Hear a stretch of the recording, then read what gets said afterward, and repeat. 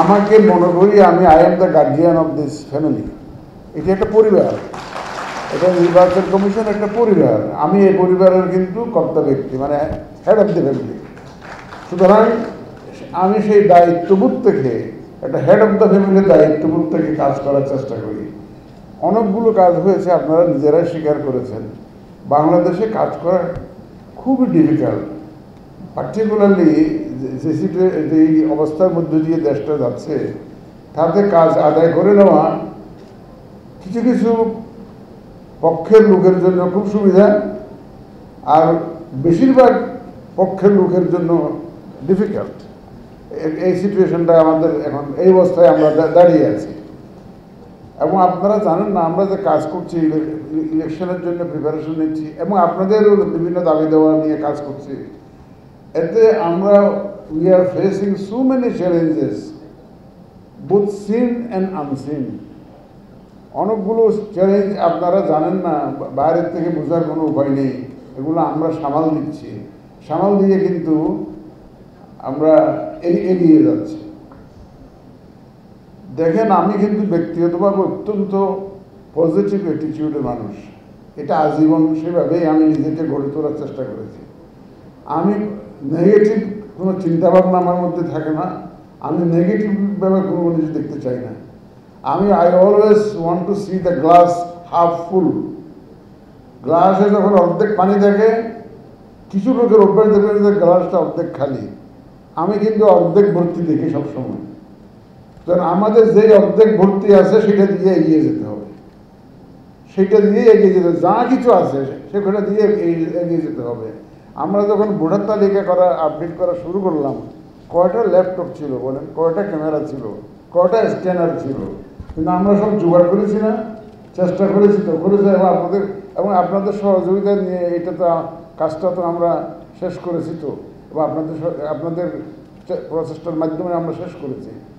সুতরাং এটা হচ্ছে যে বিশেষ করে যত সুবিধাই আপনার গাড়ি ঘোড়া, ক্যামেরা, ল্যাপটপ যাই বলেন না কেন, ওই পিছনের মানুষটাই হচ্ছে সবচাইতে গুরুত্বপূর্ণ।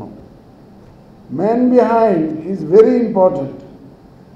পিছনের মানুষটা যদি সঠিক না হয়, তাহলে কিন্তু যত আপনি যন্ত্রপাতি দেন, যত লজিস্টিক সাপোর্ট দেন, কিন্তু কাজ কিন্তু আগাবে না।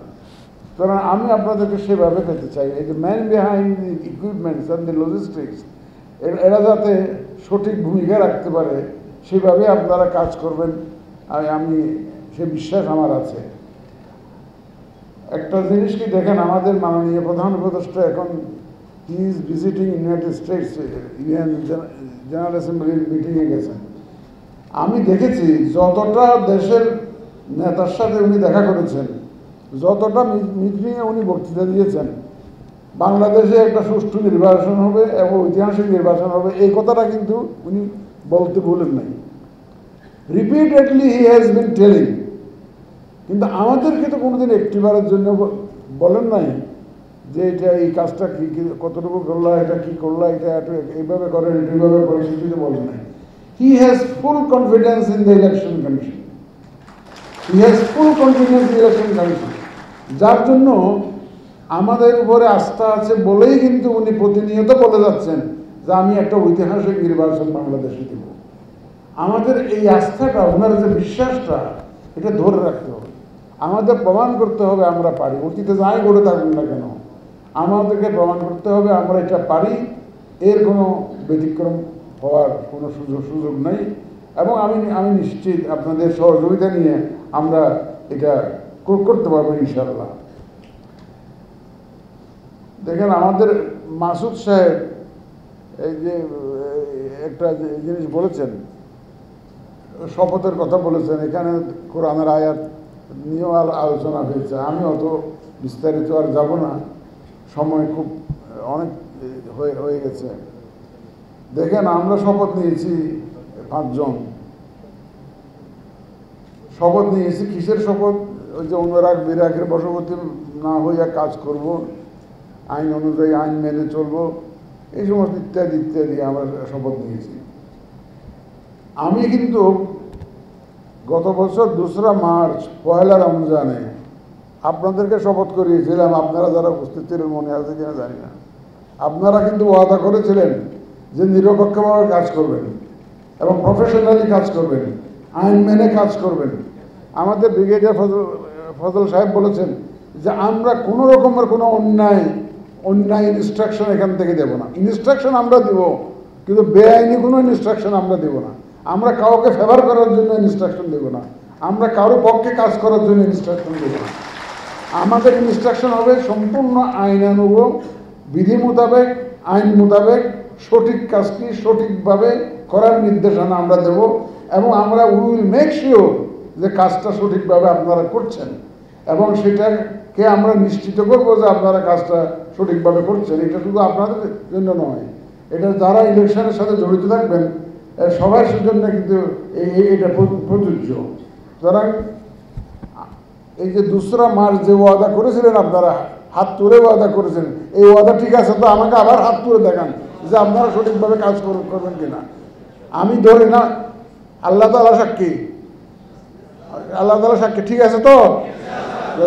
আপনারা সঠিকভাবে নিরপেক্ষভাবে কাজ করবেন, আমাদের পরম করুণাময় আল্লাহ তাআলা সাক্ষী আছে। আপনারা 2 হাত ধরে এই ওয়াদা আমার সামনে আবার পুনর্ব্যক্ত করলেন না। আমি এই ওয়াদাটা নিয়ে ক্যারি করে আমি আজকে বাসায় ফিরতে চাই। দেখেন, আমি আমাদের মানুষের চরিত্রের মধ্যে কিছু, আমাদের সমাজটা এরকম, কারো ভাই একই বাড়িতে একজন ওই দল করে, আরেকজন ওই দল করে, আরেকজন ওই দল করে, এরকম হয়। আমাদের সমাজটা সেরকম। আমাদের সমাজটা কিন্তু খুব হোমোজেনাস সোসাইটি, এবং পরিচয় থাকবে, বন্ধু বান্ধব থাকবে, আত্মীয় স্বজন থাকবে, আপনার কাছে আসবে। এটা স্বাভাবিক যে আমার ভাই আছে ইলেকশন কমিশনে চাকরি করে, একটু যাই। হয়তো দেখবেন যে আপনার একই রাজনৈতিক দলের সমর্থক না, একই রাজনৈতিক ধারণা পোষণ করেন না, হয়তো আসবে, আসুক, আমরা কোনো আপত্তি করি না। কিন্তু আমরা যখন ফাউন্ডেশন কোর্স করি সিভিল সার্ভিসে, তখন প্রফেসর রৌনক জাহান একটা কথা বলেছিলেন, আমার এটা মনে গেঁথে আছে একদম এটা, এবং আমি সেটা সেইভাবেই দেখি সবসময়, সেভাবেই আমি প্র্যাকটিস করেছি আজ আমার এই চাকরি জীবনে।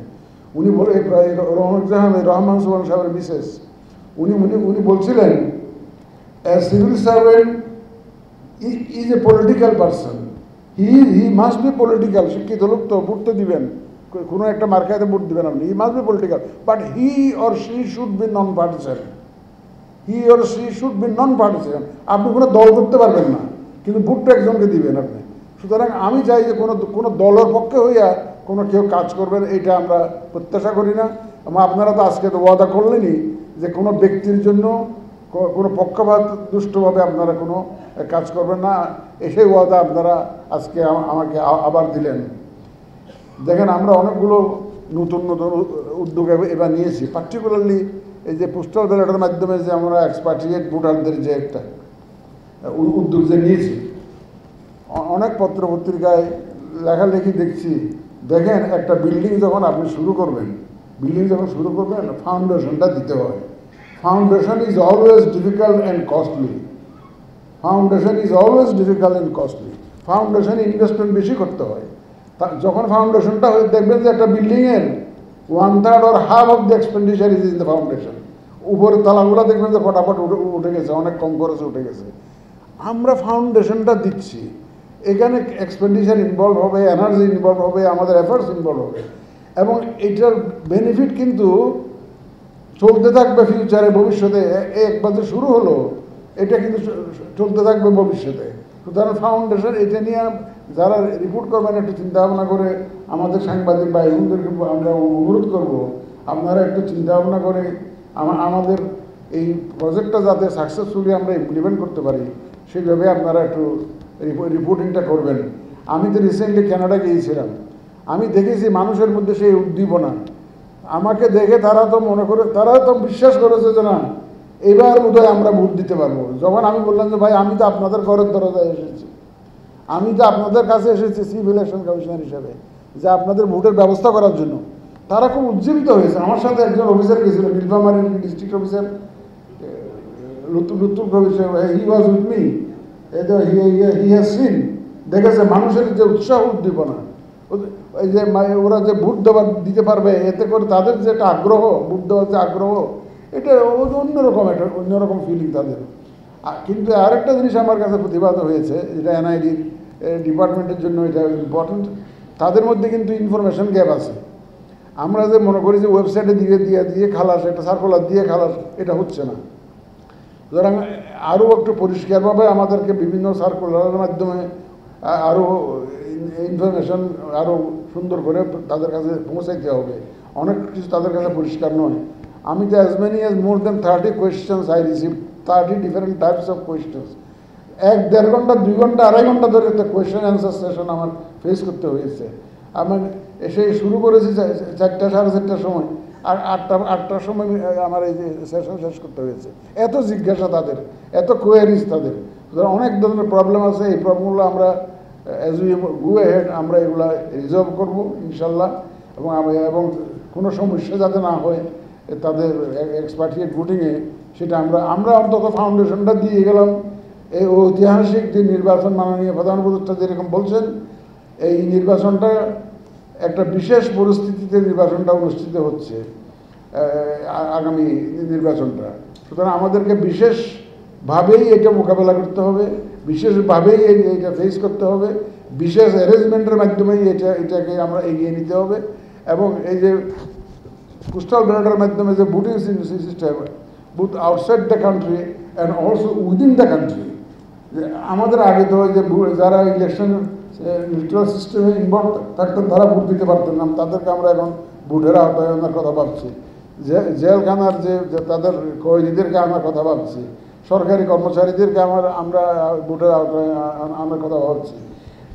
এইগুলো হচ্ছে সব নতুন ইনিশিয়েটিভ, এবং আমরা আশা করি একসাথে অনেকগুলো নিয়ে ফেললাম, যাতে too many food in our plates, আমাদের প্লেটে অনেক এখন খাবার হয়ে গেছে, আর নতুন কিছু আমরা যোগ করব না। এগুলাকে অন্তত প্রপারলি যাতে আমরা ডাইজেস্ট করতে পারি, প্রপারলি যাতে ইমপ্লিমেন্ট করতে পারি, সেই লক্ষ্যে আমাদেরকে সব ধরনের চেষ্টা নিয়োজিত করতে হবে।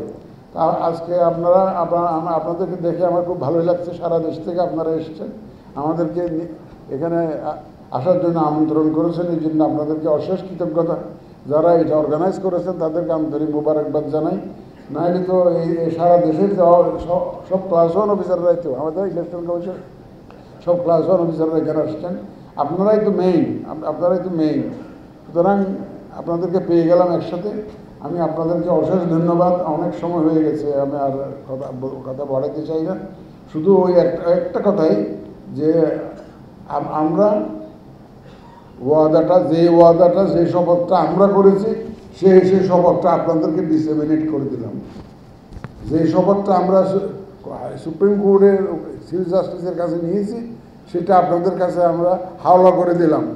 আমরা সেই শপথ রক্ষা করতে পারবো যদি আপনারা আপনাদের শপথ রক্ষা করেন। আমাদের শপথ রক্ষা নির্ভর করবে আপনাদের শপথ রক্ষার উপরে। এটা আপনাদের উপরে হাওলা করে দিলাম, দায়িত্ব আপনাদের দিকে ঠেলে দিলাম, যাতে আমরা আমাদের শপথটা রক্ষা করতে পারি। আল্লাহ হাফেজ। আর কথা বাড়াই না।